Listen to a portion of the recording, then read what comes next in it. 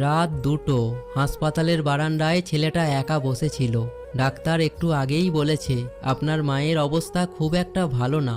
ছেলেটার হাত কাঁপছিল, কারণ এই প্রথমবার সে ভয় পাচ্ছিল মাকে হারানোর। চুপচাপ বসে থাকতে থাকতে হঠাৎ তার চোখ গেল মায়ের পুরানো ব্যাগটার দিকে। ব্যাগের চেনটা একটু খোলা ছিল। ছেলেটা আস্তে করে খুলতেই ভেতরে একটা ছোট্ট ডায়েরি পেল।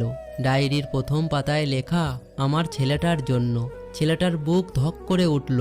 সে কাঁপা হাতে পড়তে শুরু করলো। আজ আমার ছেলে প্রথম হাঁটতে শিখলো। পড়ে গিয়ে কেঁদেছিল, কিন্তু আমি ওর সামনে কাঁদিনি। আর এক পাতায় লেখা, আজও আমাকে রাগ করে বলেছে আমি নাকি ওর জন্য কিছুই করিনি। খুব কষ্ট পেয়েছিলাম, তবুও রাতে ওর প্রিয় ডিমটা ভেজে রেখেছি। ছেলেটার চোখ ঝাপসা হয়ে গেল। শেষ পাতায় লেখা ছিল, যদি কোনোদিন আমি না থাকি তাহলে একটা কথা মনে রাখিস বাবা, তুই রাগ করে যত কষ্টই দিস না কেন, তোর মুখটা দেখলেই সব কষ্ট ভুলে যায়। কারণ মারা সন্তানের কথা মনে রাখে না, শুধু সন্তানের মুখটাই মনে রাখে।